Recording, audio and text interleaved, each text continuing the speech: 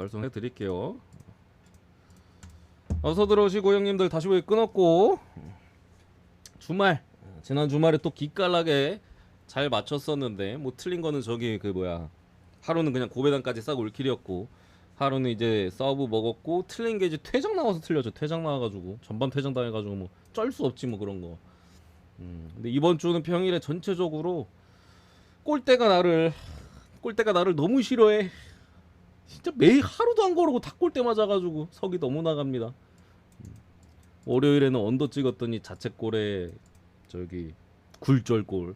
그 이후로는 뭐 화요일은 제가 쉬었었고 연타로다가 이 골대 존나 쳐맞아가지고 다 부러지니까 어제도 이제 사스올로 경기 골대 맞추고 마지막 추가 시간에 극장 PK 3폴 들어오는 거였는데 주령 몰빵 때렸는데 안 쉽게 됐고 나머지 경기들은 다 잘 맞췄습니다. 제가 보던 사이드 경기 내용도 완벽했고 오늘 어제 봤을 때는 경기가 좀 어려워 보였는데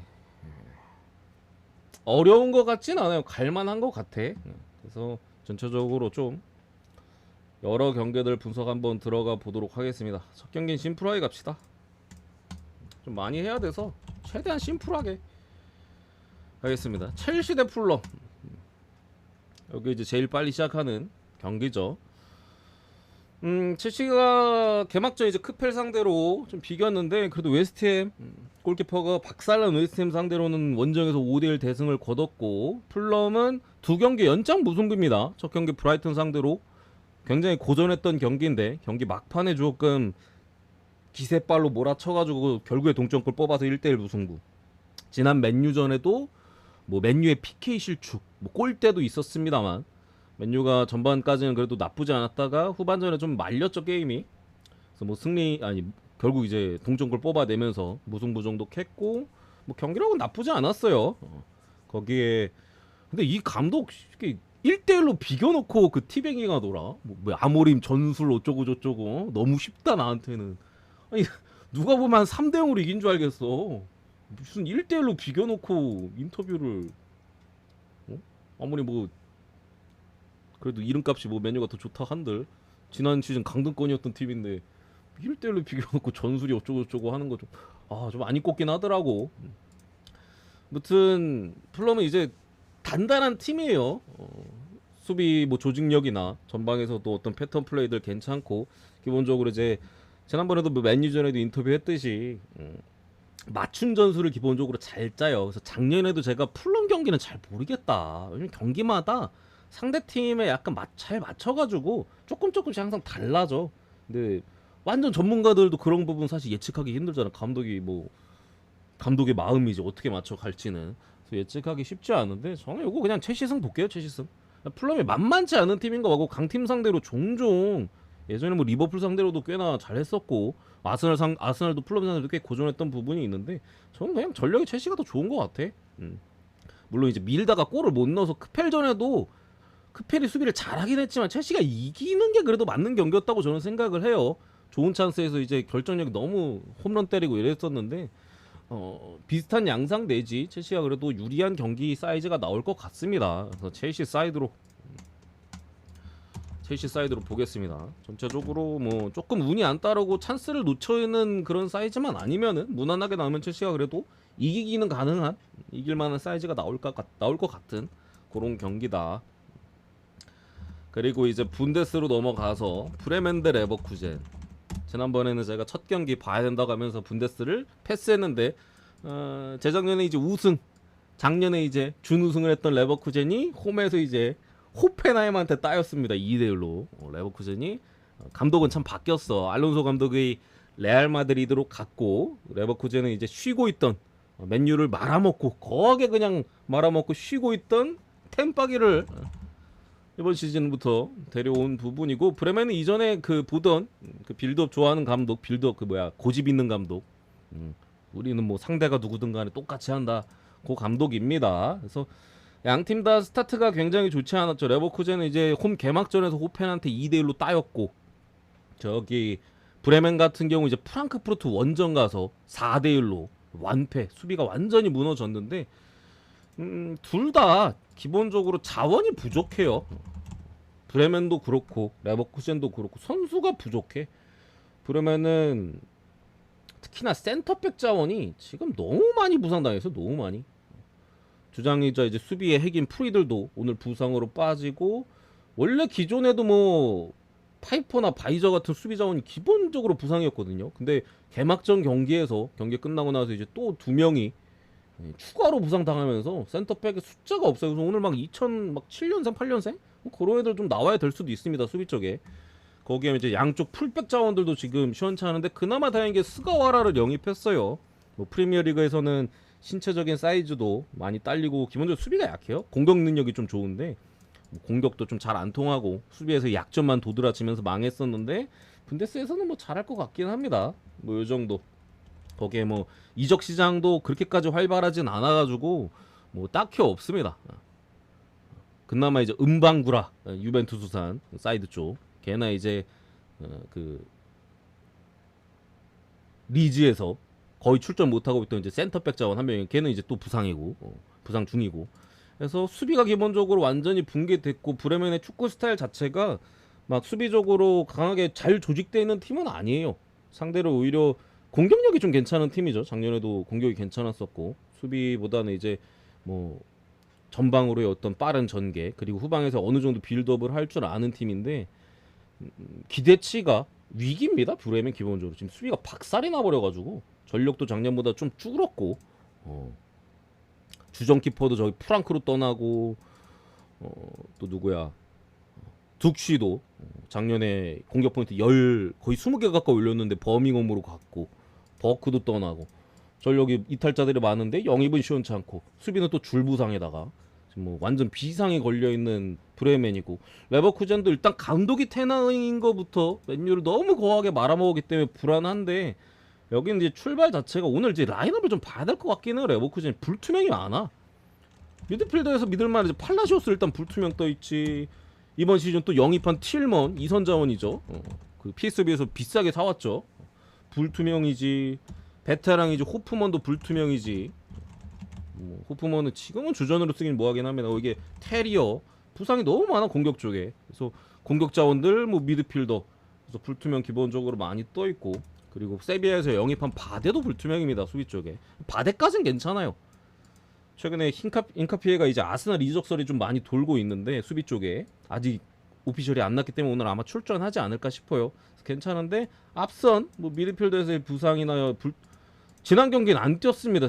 다 얘는 아예 아웃이고 다 안 뛰었어요. 오늘 경기는 불투명인데, 라인업을 볼 수 있긴 하니까 9시 반 정도에 뜨니까 좀 확인이 가능하고, 그렇기 때문에 전체적으로 교체 카드도 쓸만한 선수가 크게 막 마땅하진 않고, 어린애들이나 좀 이런 애들만 있어서, 지난 경기는 호펜하임의 압박, 이따 호펜하임 경기 분석하면 또 얘기해 드릴 텐데, 호펜하임이 그 예전 호펜하임이 아닙니다, 여러분들. 이번 시즌은 완전히 색다른 팀이에요. 그래서 호펜하임이 솔직히 호펜이 잘하긴 했어요. 거의 뭐 레버쿠젠이 줄 데가 없었어, 패스를. 그랬던 건 분명합니다만, 그래도 홈에서 너무 개쓰레기 같았다. 거의 찬스라고는 세트피스 찬스밖에 없었어요. 레버쿠젠이 지공 상황에서는 호펜하임의 수비를 아예 뚫질 못했어요. 뭐 비르츠도 나가고 이탈자들도 많죠. 비르츠의 뭐 프림퐁 둘 다 리버풀로 떠났고, 여기에 뭐 여러 임대 자원들도 좀 복귀했고, 아들리도 떠나고, 코소누도 아탈란타 가고, 자카도 썬더랜드 가고, 조나단 타는 바이에른 뮌헨 가고, 뭐 이탈이 엄청나기 때문에 기본적으로 뭐 그래도 수비는 괜찮은데, 공격에서의 뭔가 상대가 잘했을 때 창의력이 부족한데, 대신 브레멘이 지금 수비가 박살나고, 그리고 수비적인 팀이 아니기 때문에 저는 그래도 이거는 레버쿠젠이 좀 해줘야 되는 경기가 아닌가. 배당이라도 똥배였으면 솔직히 그래도 템팍에 안 믿고 쳐다도 안 봤을 텐데, 배당은 괜찮은 것 같아요. 1.81배 정도면은. 그래서 저는 레버쿠젠 찍는 게 좀 더 낫겠다 싶습니다. 레버쿠젠 사이드로 보고 넘어가고요. 강한 분석 아무리 찾아줬더니 닉변한지 좀 됐는데 형님. 닉변한 좀 됐어. 그리고 호펜하임 대 프랑크푸르트. 이게 어제 제가 까다롭다고 했던 게, 파차나 브레멘 대 레버쿠젠 개막전 개같이 못한 팀들끼리 붙었고, 개막전 잘한 팀들끼리 붙었고, 약간 이래 다 매치업이. 호펜하임 지난 개막전 레버쿠젠 원정에서 2대1 승리를 따냈고요. 프랑크푸르트 같은 경우는 이거 뭐 약간 교차가 됐네 매치업이. 좀 전에 봤던 또 브레멘 상대로 홈에서 4대1 대승을 거뒀는데 두 팀의 긍정적인 포인트는 조금 달라요. 그러니까 호펜하임 제가 지난 시즌에 그 감독 중도 부임했을 때 감독 이름이 기억 안 나. 중도 부임했을 때 그 감독이 이전 소속팀이나 전술적인 포인트가 압박에 대한 조직력이 상당히 좋은 감독이다. 그래서 호펜이 좀 실점이 줄지 않을까? 뭐 이런 식으로 얘기를 했던 적이 있어요. 근데 아니나 다를까? 아니지. 그러나 실점이 전혀 줄지 않았고 오히려 압박이나 그런 것들은 지표적으로 확실히 좋아졌어요. 상대의 진영에서 볼을 가로채는 횟수가 많아졌고 그에 따라서 역습이 굉장히 날카로워졌기 때문에 골도 많이 들어갔어요. 대신 후방은 여전히 쓰레기였어요. 골키퍼도 존나 못 맞고 수비 라인에서의 수비 라인 자체가 안 좋다 보니까 했었는데 올 시즌 호펜하임이 선수가 거의 절반 이상이 바뀌었거든요. 절반 이상이 바뀌었었고 지금 감독도 그때 부임한 감독인데 뭐 그때 당시는 개선이 안 되니까 이 새끼 다시 돌려보내야 되는 거 아니냐 이런 얘기들 많았는데 구단주가 믿고 수뇌부들이 믿고 지원을 해줬는데 개막전에 굉장히 인상적인 결과를 냈습니다. 레버쿠젠 상대로 거의 세트피스를 제외하고 거의 마지막에 한 번 정도 빼고는 진짜 레버쿠젠이 제대로 된 공격 한 번 못했어요. 측면 쪽에 그 웨스트햄에서 너무 뭐 초우팔이나 아니면은 뭐 크라마르치 요 선수들의 위치를 자유자재로 조절하면서 뭐 4백 뭐 5백 뭐 3백 형태로 왔다 갔다 하면서 계속 그러니까 숫자적으로 계속 우위에 있으니까 공간이 없는 거야. 어디로 레버쿠젠이 볼을 돌리던 그쪽에 호펜하임의 숫자가 너무 많아. 그거를 약간 눈치 보면서 선수가 와리가리를 잘 타더라고. 계속 숫자가 불리하니까 레버쿠젠 더군다나 짧은 패스 위주잖아요. 계속 불리한 상황에서 호펜하임의 수비적인 부분은 상당히 인상적이었고 득점도 이제 2골이나 터졌는데 이번 시즌에 영입한 이제 그 램펠러였나? 이 새끼 어디에서 왔더라? 이브리그 어디야?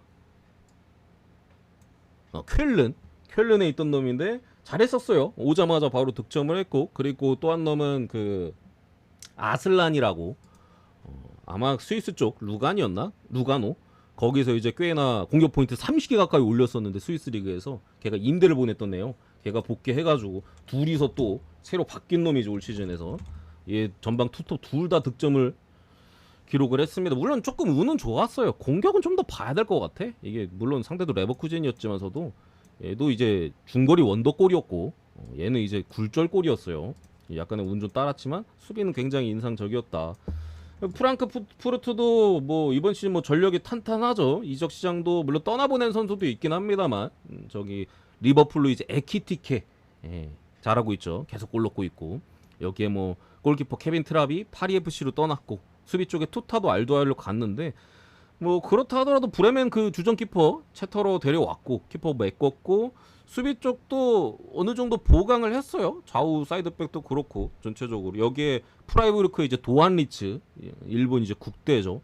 도안리츠를 또 보강을 했고 그리고 마인츠에서 작년 전반기에 되게 잘했었던 부르카르트 잘하다가 이제 독일 국대 한번 다녀오고서 좀 후반기에 마탱에 가긴 했었는데 부르카르트도 지난 경기 뭐 골대도 맞추고 골은 못 넣습니다. 활발한 활약을 했었고 지난 경기 굉장했죠. 4대1로 그냥 브레멘 개학살 해버렸으니까 그 우준이라는 놈이 있거든요. 우리나라 선수는 아니고 저기 터키 놈입니다. 우준이가 이제 19살인가? 공격형 미드필더 자리인데 1골 2어시를 올리면서 와 중거리 기깔나게 놓고 어시스트도 뭐 깔끔하게 넣어주면서 원래 이 자리 마리오 괴체였거든요. 근데 괴체가 나이도 많지만 올 시즌에 좀 프리시즌이나 이런 것들 준비가 제대로 안 돼가지고 잔부상 있었나봐. 우준이 원래도 포텐이 있는 놈이에요. 근데 작년에 이제 괴체가 좀 그래도 해줬으니까 출전을 많이 못했었는데 기회를 잡자마자 그냥 원래 포텐이 있는 놈입니다. 기대주였어요. 제2의 비르츠가 나온 거 아니냐 프랑크에서 시작부터 이런 얘기가 있습니다. 시작하자마자 19살짜리가 공격 포인트 3개 올리니까 그래서 확실히 공격 쪽에서 메키티키가 나갔음에도 여전한 화력을 보여줬는데 약간 아리까리해요. 호펜하임이 레버쿠젠전에 보여준 게 레버쿠젠이 더럽게 못한 거 아니냐. 뭐 반은 맞고 반은 틀린 거 호펜하임 잘하기도 했지만 레버가 더럽게 못하기도 했었거든요. 지난 경기 대화력을 보여준 프랑크 상대로 어느 정도의 수비 압박을 보여줄 수 있을지가 포인트인 것 같아요. 제가 봤을 때는 불안한 부분은 마치다 코키가 지난 경기 이제 바로 십자인드 파열로 호펜하임 주전 센터백 올 시즌 영입했는데 아웃됐고, 여기에 이제 또 아까도 언급했습니다만 초우팔이 불투명에 또 떠 있습니다. 나이가 많은데 많이 뛰긴 했어요. 근데 약간 좀 허벅지 좀 마지막에 잡긴 했었는데, 허벅지 그 관련해가지고 불투명. 지난 경기 또 와리가리 잘 탔었거든. 요 부분이 제가 볼 때 좀 걸립니다. 요 부분이. 얘야 그렇다 쳐도 초팔이 빠지는 건 조금 아파 보이긴 하거든요. 거기에 이제 미드필더 쪽에 버거도 전반전 뛰고 바로 주전으로 나와가지고 교체됐고, 지난 경기 주전으로 나왔던 세 놈이 두 명은 그냥 빠졌고 한 놈은 불투명이에요. 프랑크는 뭐 멀쩡한 지금 상태고. 근데 개인적으로 저는 호펜하임이 지난 경기 보여줬던 그런 끈끈함을 보여준다라면은 프랑크푸르트의 공격을 어느 정도는 막을 수 있을 것 같아요. 프랑크의 지난 경기 많은 골을 넣었지만 브레멘이 병신이야 진짜로. 그러니까 뺏겨서 먹히고 무리하게 공격 가다가 역습당해서 먹히고, 걔 그냥 지랄 발광 다 했던 경기거든요. 그래서 이 경기 저는 3.5 언더 보겠습니다. 3.5 언더. 프랑크의 원정 경기기도 하고, 브레멘이랑 호펜하임은 수비의 그 조직력 자체가 다릅니다. 첫 경기만 봤을 때는, 제가 봤을 때는 수준 자체가 달라. 공격은 뭐 브레멘이 그래도 좀 더 안 좋다 막 이런 것까지는 모르겠는데 수비 강도 자체는 다르다. 3.5 언더 보고 무승부 정도 볼게요. 무승부. 만약에 뭐 초우팔이나 이런 애들 빠지면은 프랑크가 좀 유리해 보이긴 합니다. 기본적으로. 그리고 슈투트가르트 대 메넨글라드바. 요거는 배당 떨어졌네? 요거 오바 봅니다. 오바. 요 경기도 메넨글라드바가 올 시즌에 어떤 색깔인지는 잘 모르겠기는 해요. 원래 글라트바가 좀 신기한 축구했거든요. 그러니까 상대가 압박을 안 하는 팀이야. 글라트바는 요즘 죄다 압박하잖아요. 전방 압박하고. 글라트바는 압박을 안 해요. 상대가 올라오길 기다려. 오히려 상대가 패스를 하면서 막 우리 진영까지 올라오길 기다린 다음에 거기서 뺏었을 때 길게 그냥 한두 번의 패스를 이제 상대 골문까지 가는, 완전히 좀 딸깍해가지고 완전 처음 보는 축구야. 나는 이런 축구가 있나 싶었는데, 올 시즌에는 뭐 어떻게 하는지는 모르겠습니다만 지난 경기 함부르크란 개막전에서 뭐 위넨글라트가 더 잘하긴 했어요. 근데 아쉽게 이제 득점을 기록하지 못하면서 0대0 무승부였고, 슈투트가르트는 유니온 베를린 상대로 홈에서 원정에서 1대1로 패했습니다. 글라트바는 이제 홈에서 함부르크를 못 이겼고요. 양팀 다 뭐 슈투트는 작년하고 항상 그 공격적으로 하는 축구는 비슷해요. 다만 수비 쪽에 부상자가, 여기도 아까 브레멘 마냥 센터백이 지금 다 부상당했어요. 지난 개막전에 주전으로 나왔던 자케즈랑 차봇 둘 다 부상당했습니다. 둘 다. 가뜩이나 원래도 센터백에 부상자가 있었거든요. 그래서 오늘도 뭐 자가두가 작년도 부상으로 다 날리고 재작년도 절반을 부상으로 날리고, 그래서 너무 거의 한 시즌 반을 못 뛰었는데 오늘 나와야 될 수도 있는 센터백 부상이 상당히 많은 상황이고, 그리고 최근에 이제 볼테마테가 이제 이적수를 좀 시달리고 있죠. 그래서 아마 안 나올 겁니다. 볼테마테도 작년에 그래도 꽤 잘했던 놈인데 골도 뭐 10골 넘게 넣었던 것 같은데. 그래 또 르엘링이나 뭐 티아고 토마스, 운다브, 뭐 데미로비치 뭐 이런 앞선 자원들은 여전히 살아 있고, 지난 경기 유니온 상대로 원정에서 2대1로 패배를 하긴 했습니다만 기대값이 어마무시하게 높기는 했어요. 근데 찬스를 다 날렸습니다. 진짜로 찬스를, 이게 절대 질 경기가 아니었어요. 오히려 막 3대 0으로 이겼어도 이상하지 않은, 기록적으로만 봤을 때는 찬스를 다 날렸었던 부분인데, 그래도 공격력만큼은 좀 확실한 부분이고, 글라트바우도 함부르크가 조금 더 실리적인 운영을 택했기 때문에 뭐 득점을 하진 못했습니다만 슈투트가르트는 라인을 높이는 팀이에요. 역습 과정에 있어서는 뭐 어느 정도 가담을 할 수는 있을 것 같은데, 문제는 이제 지난 시즌의 핵심이었던 선수들이 개막전에는, 아니요, 이번 시즌에는 좀 이탈이 돼 있습니다. 클라인딘스트가 기본적으로 주포, 버텨주는 힘이 상당히 좋고, 독일 국대에도 데뷔를 했죠. 작년에. 올해 데뷔했나? 작년에 데뷔했나? 아무튼 빠지고, 그리고 삼선 쪽에 이제 바이글이라고, 얘가 이제 뻥 차준다고 했잖아. 상대가 압박 올라오면은 뒤로 그냥 뻥뻥 차줘가지고 실리적으로 접근한다고 했는데, 바이글이 이적하는 것 같아요. 그래서 개막전에도 안 나왔었습니다. 전술적인 핵이죠. 롱패스를 얘가 주로 담당을 하는데 빠지고, 그리고 이타쿠라도 이탈을 했죠. 이타쿠라 같은 경우 이제 세트피스에서 그래도 지난 시즌 한 3골 넣었나? 공격 가담이나 이런 것들이 괜찮은데 이타쿠라까지 빠진 부분들은 좀 아쉽긴 합니다. 영입한 선수는 이제 레이나 그 뭐야 돌문에서 뭐 자주 좀 유망주죠. 이선 쪽에. 그리고 이제 우리나라 국대 선수인 옌스 카스트로프 요번에 소집됐습니다. 우리나라 선수예요. 우리나라 선수. 여기에 또 그 마치노 슈터 일본 놈. 얘가 이제 2부 리그에서 잘해가지고. 근데 이게 옌스랑 슈터는 좀 압박을 잘하는 유형이거든요. 수비 잘하는 미드필더고 슈터도 이제 압박이 활동량이 좀 있는 팀 그거라 클라트바우의 작년 색깔하고는 좀 잘 안 맞는데 올 시즌 좀 바꾸는 건가? 좀 봐야 될 것 같긴 한데 아무튼 3.5 오버 보겠습니다. 슈투트가르트의 화력이 지난 경기 터지진 않았었지만 기회를 만드는 힘은 분명히 있었었고요. 글라드바흐가 압박이 강한 팀이 아니기 때문에 오늘도 양질의 찬스를 만들 것 같다. 거기에 글라드바흐의 작년의 그런 컨셉들 오늘 경기도 어느 정도 유지된다면은 슈투트도 지금 수비진이 붕괴됐다고 말씀드렸죠. 여기에 또 직접적인 롱볼을 때리기 때문에 거쳐가는 플레이가 아니잖아요. 바로 그 붕괴된 그 백업들이 나오는 물론 아주 백업은 아닙니다. 원래 주전이었다가 올해 밀리고 막 이런 애들 좀 있어. 걔들과 이제 맞대결을 해야 되는 부분에 있어서 분데스 중에는 제일 오버스러운 것 같아요. 오늘 경기 중에. 넘어가고 조금 더 빨리 해야겠다. 빨리 하고 싶은데 왜 이렇게 빨리가 안 되지? 죄송해요. 스피드하게 가자. 쓸데없이 너무 길어지니까 6번째인가? 옥스포드 대 이거 코벤트리. 코벤이 전력상 좋아요. 코벤 사이드로 보고 배당 나쁘지 않으니까. 그리고 왓포드 대 이제 사셈. 요거 왓포드 프랜승 봅니다. 사우샘튼이 뭐 당연히 강팀이긴 합니다만 왓포드가 올해 영입한 그 호주산 그 이란쿤다 이런 애들이 벌써부터 공격 포인트 2개 올리면서 힘을 많이 불어넣어주고 있거든요. 박빙으로 갈 가능성이 높다. 그래서 요거는 그래도 홈의 그런 홈발을 좀 사줘서 프랜사이즈 봤습니다. 넘어가고 또 논란의 팀이죠. 아몰랑이. 야, 아몰랑이 이거 별명 누가 지었는지 모르 기깔나게 잘 짓긴 했네.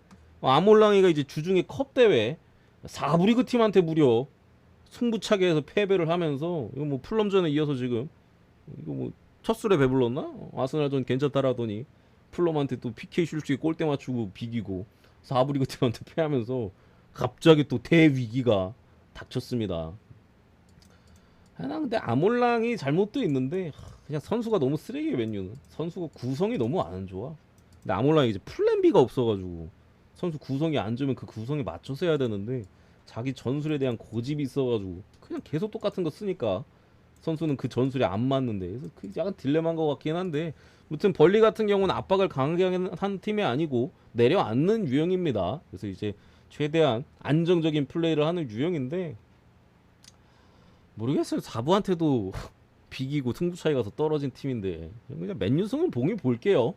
그래도 저는 그렇게 풀럼전에 뭐 안 좋긴 했는데 진짜 최악은 아니었던 것 같아. 제 생각에 최악까지는 아니었어요. 안 좋긴 했는데 풀럼이 그리고 만만치도 않고 원정 경기기도 했었고 벌리가 전방 압박을 뭐 시계 거는 팀도 아니고 맨유가 후방에서 빌드업도 좀 불안하고 하잖아요. 근데 전방 압박을 막 시계 거는 팀도 아니고 하기 때문에 그 부분에 대한 문제가 좀 덜 터진다라면은 약간 뭐 마테우스 쿠냐나 뭐 이런 선수들 은베오모나 뭐 셰슈코나 차력쇼로 선수 개인의 어떤 힘으로 이길만하지 않을까 그래도. 그래서 맨유승 보겠습니다. 맨유승 넘어가겠습니다. 나 처음에 그 똥밴드 마인까지는 못 보겠다. 모반무 솔랑텐이라고? 지옥이네 그냥. 그리고 썬더랜드 대 브렌트포드.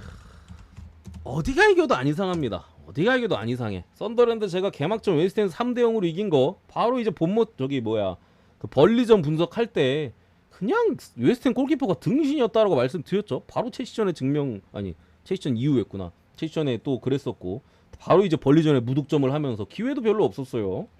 아쉬웠고 브렌트포드 같은 경우는 이제 개막전에 되게 안 좋았었던 빌라 상대로 그래도 1대0으로 이기면서 개막전에 노팅엄 상대로 3대1로 패배를 했었는데 또 한번 이기면서 반등을 하긴 했습니다. 근데 기본적으로 그래도 브랜트보다 전력이 좋지가 않아요. 물론 지난 경기 담스고르나 이런 선수들의 복귀가 힘이 될 거라고 제가 얘기했었고 그 선수들이 잘해줬습니다. 담스고르 잘했고 또 이제 본머스에서 데려온 측면 공격수 와따라가 또 이제 데뷔골을 넣으면서 브랜트포드에서 첫 골을 신고하면서 잘 맞아 떨어졌는데 이게 원정에서 정배를 받을 팀은 냉정하게 아니에요. 브랜트포드가 지금 전력상으로 전력이 그렇게 강하진 않거든요. 근데 썬더랜드도 사실 뭐 크게 볼 건 없어요. 근데 그래서 약간 브랜트포드 승을 보시는 분들은 햄무로 가야 되는 거고 무햄무나 뭐 햄무 아니면 뭐 썬더랜드 뭐 그래도 홈에서 아 브랜트포드 정배 에바야 하고 썬더랜드 프렌을 보거나 딱 그 정도의 라인인 것 같아요. 개인적으로는 원정 부포가 쉽진 않을 거라고 생각해서 썬더랜드가 나름 그래도 그 홈에서의 어떤 열기나 그 뉴캐슬 그쪽 라인이야 그 타임리어 더비라고 하잖아요. 그쪽 라인이 되게 홈빨이 그래도 좀 있기 때문에 지난 경기도 붙은 홈 개막전은 웨스트햄 상대로 또 대승도 있었었고 프랜사이드로 보겠습니다. 프랜사이드로 브랜트포드 정배는 조금 아무리 뭐 해도 에반 듯 제가 봤을 땐. 그리고 울버햄튼 대 에버턴 두 팀 다 개막전은 완패를 했죠. 울버 뭐 맨시티한테 4대 떡 에버턴도 리즈한테 손도 못 쓰고 PK골 허용하면서 1대0 경기력은 뭐 3대0급이었습니다. 다만 이제 직전 경기에서의 반등과 여전한 이제 부진이 있었는데 울버햄튼은 본머 상대로 1대0으로 다시 한번 패배하면서 개막 이후 두 경기 치렀죠. 5실점에 무득점입니다. 최악의 스타트를 끊었고 에버턴 같은 경우 이제 신구장 버프가 좀 있었던 것 같긴 한데 브라이턴 상대로 2대0 물론 브라이튼의 PK 실축과 골대 2번 있긴 했습니다. 냉정한 경기력으로만 따지면은 브라이튼이 지지 않았어야 되긴 해요. 근데 제가 저 경기 때도 말씀드렸듯이 브라이튼은 뭔가 공격진 쉽게 믿지 못하겠다. 그래서 지진 않겠다 했는데 PK 실축에 골대 2번 맞았으면 뭐 져야지. 그래서 어떻게 이깁니까? 그래서 2대0으로 패배를 했는데 그래도 반등 포인트가 확실히 있을 수도 있다라고 제가 언급해드린 부분은 분명히 이제 그릴리시, 잭 그릴리시 그리고 저기 공격 쪽에 그 바리 작년에 이제 비아레에서 준수하게 했었던 그릴리시가 확실히 옛날에도 그 에스턴 빌라 강등권 시절에 홀로 에이스 역할을 했던 적이 있거든요. 진짜 다 존나 못하는데 혼자서 공 몰고 가가지고 어떻게 워낙 그 잘 안 뺏기는 유형이니까. 근데 에버턴에서도 벌써 개막전부터 어시스트 2개를 올리면서 존재감을 좀 발휘를 해서 에버턴이 그러니까 부상만 없으면은 아주 안 좋은 것 같지는 않아요. 제임스 가노 풀백 기용도 제가 이상하다라고 했었는데 그릴리시가 있으니까 괜찮더라고. 그리스가 있으니까 괜찮았어요. 골도 기록을 했었고 지난 경기 중거리로. 그래서 이 경기는 울버햄튼은 지금 일단 돈을 좀 써야 돼요. 아니 쿠냐 팔고 저기 누구야 아인누리 팔고 다 비싸게 팔았으면서 지금 돈을 왜 안 쓰죠? 더군다나 라르센 셀타비고에서 이제 작년에 데려온 라르센도 지금 이적설에 시달리고 있거든요. 아리아스 그 뭐야 남미에서 데려온 한 놈 말고 뭐 제대로 된 영입이 없어 지금. 돈을 써야지 뭐 어떻게 할 거 아니야. 지금 선수단으로 뭐 어떻게 합니까? 뭐 황희찬이 뭐 해줄 것도 아니고. 그리고 찍을 수가 없다 울버햄튼 도저히. 에버턴이 그래도 지난 경기 그래도 긍정적인 면을 조금 본 것 같긴 해서 프랜사이즈 볼게요. 프랜사이즈. 언어보로 갈 건 뭐 언더밖에 답이 없지 않을까 싶은데 근데 언더 같으면 에버턴이 프랜은 해주지 않을까 라고 보고 11번째 알라베스 대 꼬마.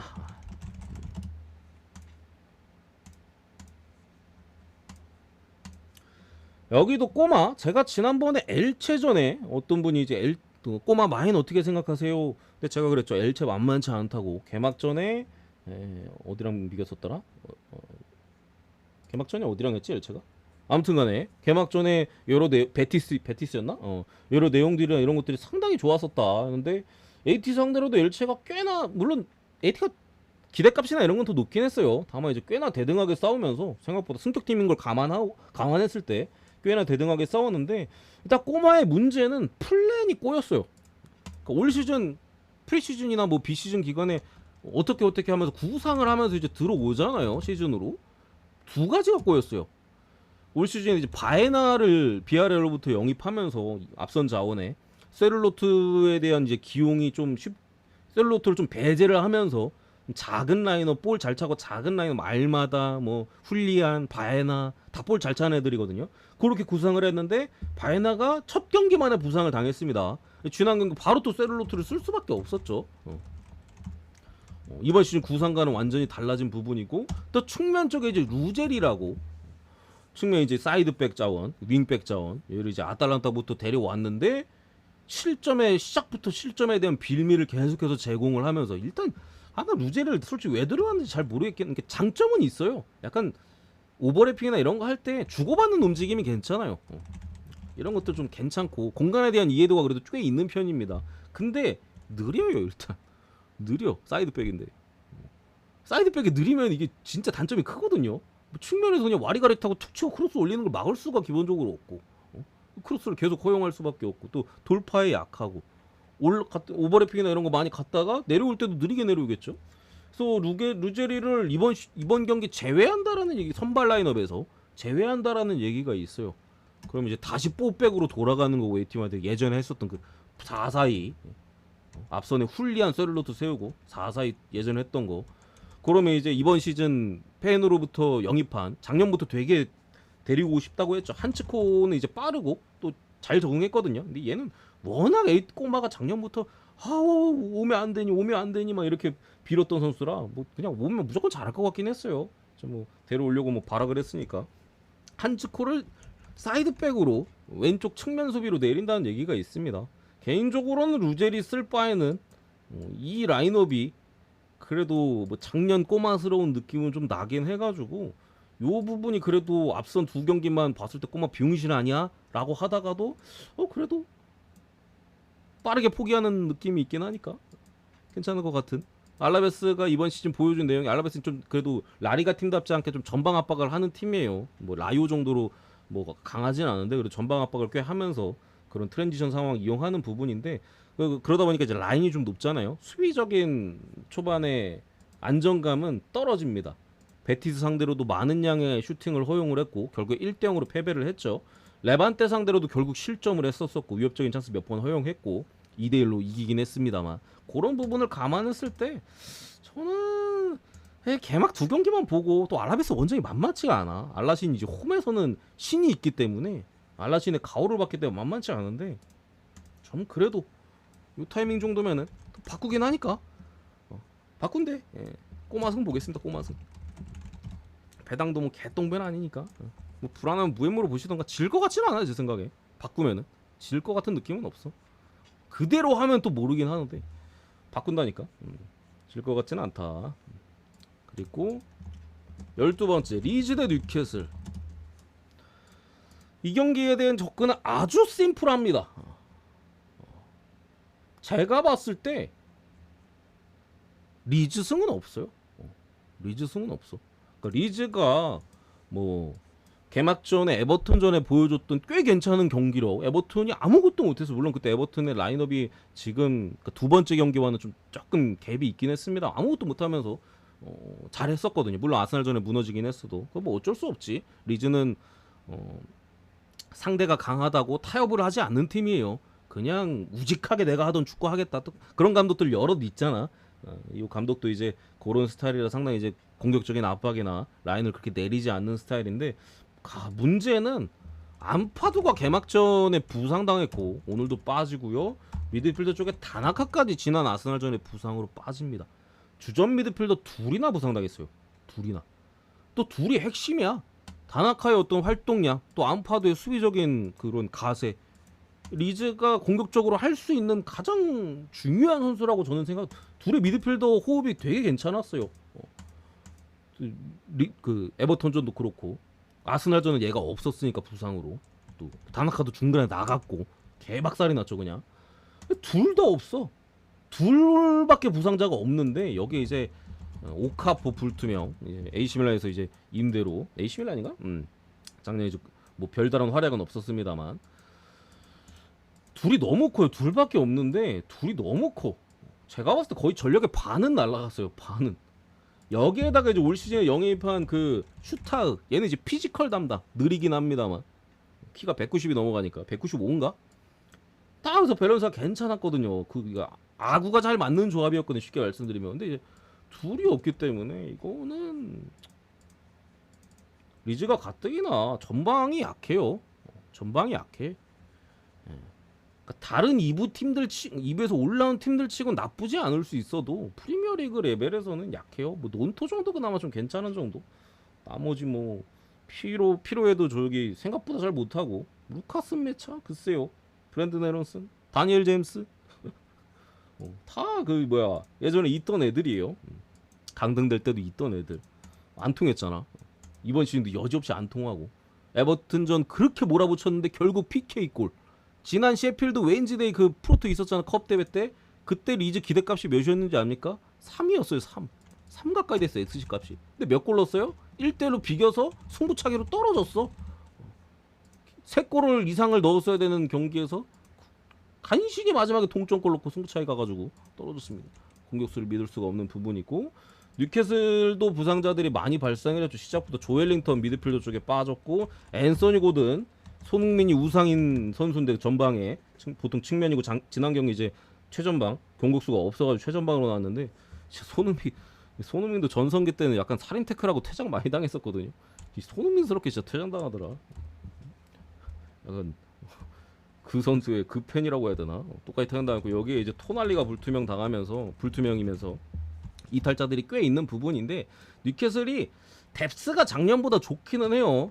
일단 마일리가 있고 미드필더 쪽에 젊은 선수지만 작년에 그래도 꽤나 잘했었던 마일리가 있고 올해 이제 제이콜 램지를 보강했거든요. 에스턴 빌라로부터 영입을 했죠. 약간 조엘링턴이랑 반대되는 느낌. 얘는 이제 피지컬과잖아요. 피지컬에다가 이제 안정적인 패스.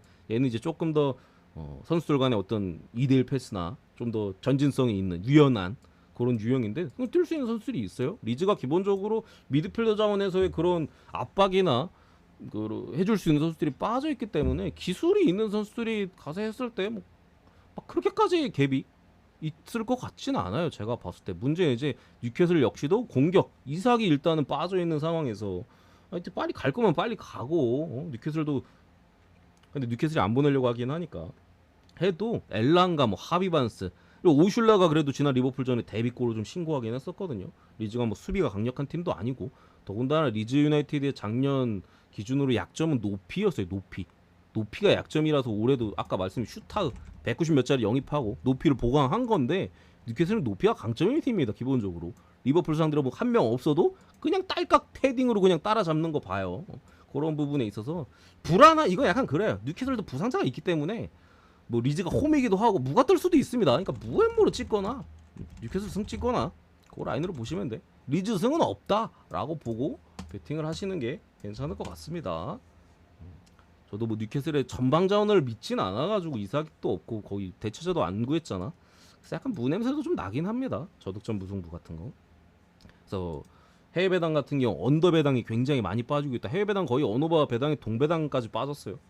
리즈도 지금 다 먹고 뉴캐슬도 빠졌기 때문에 골 안 나온다 이건데 모르겠어. 뭐 2대1로 뉴캐슬이 이길 수도 있고 의외로 막 3대0 같은 거 나올 수도 있고.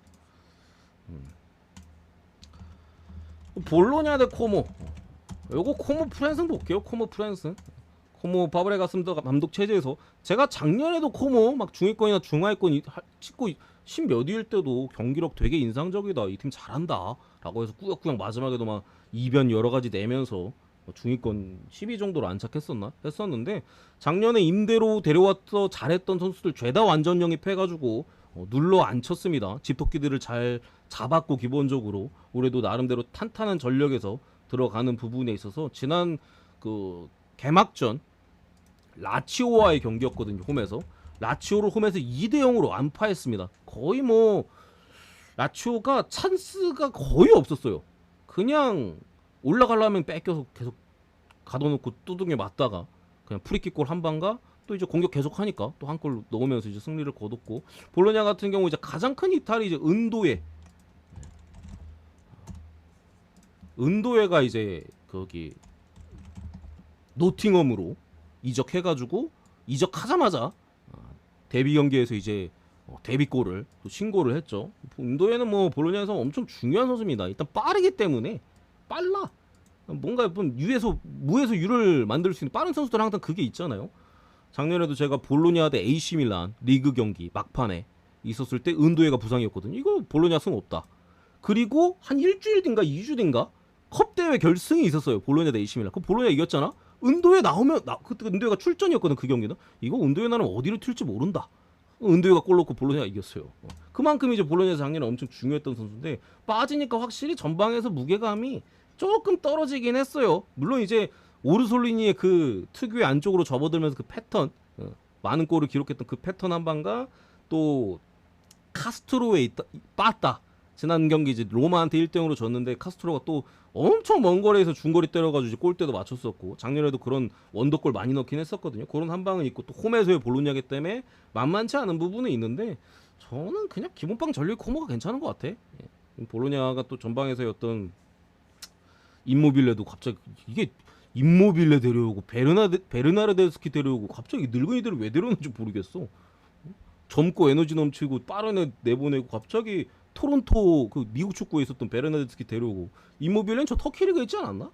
나이 먹어가지고 개막전에 또 부상당했네 임모빌레 전반전에. 그래서 후방에서의 빌드업이나 뭐 수비 체계도 상당히 잘 잡혀있기 때문에 코모가 앉을 것 같아요 기본적으로. 그래서 코모 프랜사이즈 보고 낭트 대 옥세르. 낭트가 이제 약간 코리안 리거들이 좀 많죠. 저기 권혁규도 있고 홍현석도 있고 둘 다 미드필더 자원인데 앞선 두 경기 솔직히 낭트가 너무 강팀을 상대했어요. 스트라스부르 원정 그리고 파리 두 경기 다 1대0으로 패배를 했는데 수비 조직 자체는 나쁘지 않아 보였습니다. 미드필더 자원이 중간중간에 이제 센터백 사이로 들어가면서 5백 형성하면서 와리가리 타면서 이제 4백 됐다 5백 됐다 하는데 기본적으로 공격은 좀 약한 것 같은데 좀 봐야 돼. 왜냐면 상대가 빌드업을 너무 잘하는 팀들 상대를 했었기 때문에 두들겨 맞는 양상이었거든요. 물론 스트라스부르전은 좀 역습도 찬스가 있긴 했었는데 낭트가 기본적으로 공격 자원들이 약해요. 이적도 좀 얼마 전에 됐나? 해가지고 가세도 잘 안 됐었고 측면에도 뭐 모델한 놈 뛰고 특히나 작년에 좋은 거의 한 10골 정도 에블린이 넣었는데 감독이랑 약간 불화했어요. 약간 불화. 그래서 막 떠나고 싶다 막 이런 얘기들도 있고 최근 앞선 두 경기도 둘 다 상대가 강해서 그랬는지 몰라도 교체 출전을 했었던 만큼 이거는 낭트가 이기더라도 한 골 차의 느낌이 강합니다. 정배를 받았는데 지금 낭트의 공격력을 감아 2대0이 나오는 거 아닌 이상은 진짜 어떻게 해가지고 2대0 딱 나올 수는 있잖아. 그거 아닌 이상 2명 한 골 차기 때문에 개인적으로 그냥 묵찍고 치우자. 1대1 정도 봅니다. 1대1 정도. 옥세르도 전방에서의 압박이나 이런 것들이 나쁘지 않기 때문에 딱 무정도 뜰 것 같은 그런 경기다. 그리고 지로나 세비야는 멸망전입니다. 저런 경기는 이제 진짜 축구에 그냥 지옥을 보고 싶다 하면 베팅하시고 저는 버리겠습니다. 둘 다 진짜 큰일 났어요. 난 지로나보다 세비야가 더 큰일 난 것 같아. 지로나는 이제 곧 영입될 선수들이 많거든요. 한 4-4명이 이제 앞으로 마감 직전에 영입될 것 같은데 세비야는 이거 죄다 부상 당해가지고 가뜩이나 못하는데 다 한두 경기 뛰고 다 다쳤어 핵심들이. 어떡하냐 이거 진짜. 넘어가고 나폴리 대 칼리아리는 언더만 보고 넘어갈게요. 뭐 나폴리 찍으실 분도 찍으시고 칼리아리 경기는 제가 못 봤어요. 이놈의 조포TV 축구도 세리에랑 저 챔스밖에 안 하는데 뭔 놈의 다시 보기 아니 중계를 전 경기 중계를 안 하는 거야. 칼리아리랑 저 피사 아탈란타 피오렌티나 경기를 안 해서 중계를 안 했어. 다시 보기가 없어요. 보질 못했어. 작년부터 칼리아리가 아주 만만한 팀까지는 아니긴 했거든요. 나폴리가 지난 사솔로전 2대0으로 이기긴 했는데 뭐 수비는 좋아. 콘테 감독 축구여서 수비는 기깔나요 그냥. 사솔로가 아무것도 못했어. 근데 공격은 루카콩이 빠지고 막 이래가지고 로렌조 루카 작년에 이제 우디네스 뚝배기 담당했던 놈 키 190 넘는 놈 이런 애들 영입하긴 했고 또 데브라이너 들어가고 했는데 데브라이너가 득점을 하긴 했습니다만 그냥 세트피스에서 크로스 올렸는데 그냥 그게 골문으로 빨려 들어간 골이었고 정상 몸 상태는 제가 볼 때 아니고요.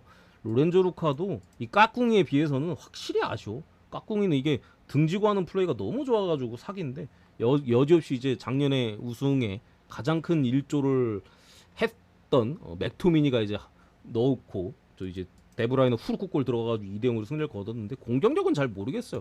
그래서 언더 보겠습니다. 수비 자체는 기깔나요. 그래서 칼리아리가 골 넣기 힘들 거야. 3대0 나오는 거 아니면 언더 가능성 높지 않을까? 배당도 뭐 언더 배당 괜찮고 넘어가고 그리고 툴루즈 대 파리 이거 뭐 뚫루즈 프라임 보겠습니다. 파리 지난 경기들처럼 하면은 못 이깁니다. 지난번에 앙제, 낭트 상대로 두 번 다 1대0으로 이겼거든요. 그때처럼 경기하면 뚫루즈 상대는 못 이겨요. 저 두 팀보다 뚫루즈가 급이 높기 때문에 한 방에 있어. 그리고 뚫루즈는 공격수들이 기회를 잡았을 때 포착하는 능력들이 있고 조직력 자체도 훨씬 좋기 때문에 뭐 이거 똥배 굳이? 뭐 파리는 그리고 사실 리그가 아니 뭐 그냥 져도 돼요 솔직히. 어차피 우승이야. 지금부터 5연패를 해도 우승이에요. 그러니까 확정이야 이미.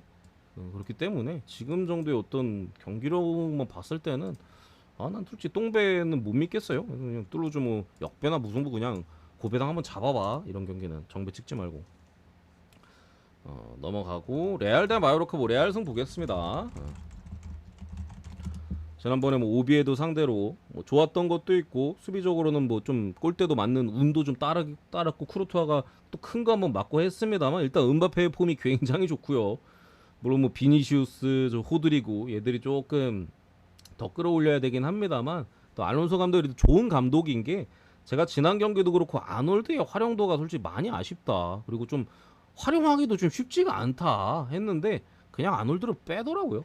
얘 빼더라고 선발 라인업에서. 선발에서 빼고 복귀한 카르발 몸 상태가 정상이 아닌데도 그냥 카르발을 선발로 쓰더라고. 훨씬 낫긴 해요. 카르발 쓰니까. 아놀드는 진짜 킥밖에 없거든요. 운동 능력도 떨어지지, 대인 수비 약하지, 공격 쪽에 오버래핑 이런 것도 카르발에서 비해선 약하지. 진짜 킥 하나 믿고 써야 되는 선수인데 상대가 수비 라인 너무 내리고 아놀드 자체도 정상이 아니고 그렇다고 뭐 크로스를 올립니까? 전방에 은바페랑 비니슈스나 뭐 호디고 서 있는데 크로스를 뭐 날카롭게 올리기도 애매하잖아. 뭐 활용도가 떨어지니까 그냥 빼는 그런 이제 과감한 판단들이 괜찮아요. 그래서 뭐 마인까지는 모르겠는데 이겠지. 마인까지는 모르겠습니다. 왜냐면 레알 마드리드 경기가 핸디가 계속 불안해. 오사수나전도 PK 딸깍이었지. 오비에도전도 냉정하게 핸디가 좀 불안했어요. 저는 마인 주력으로 갔었지만 슈팅도 많이 때리고 뭐 괜찮긴 했어요. 막판에 그래도 좀 골 몰아넣고. 근데 뭔가 좀 운이 안 좋았으면 제가 볼 때 햄무트 떴을 수도 있을 것 같아. 운이 안 좋았으면. 그랬던 만큼 똥배 찍고 치우거나 넘어가겠습니다. 여기까지. 뭐가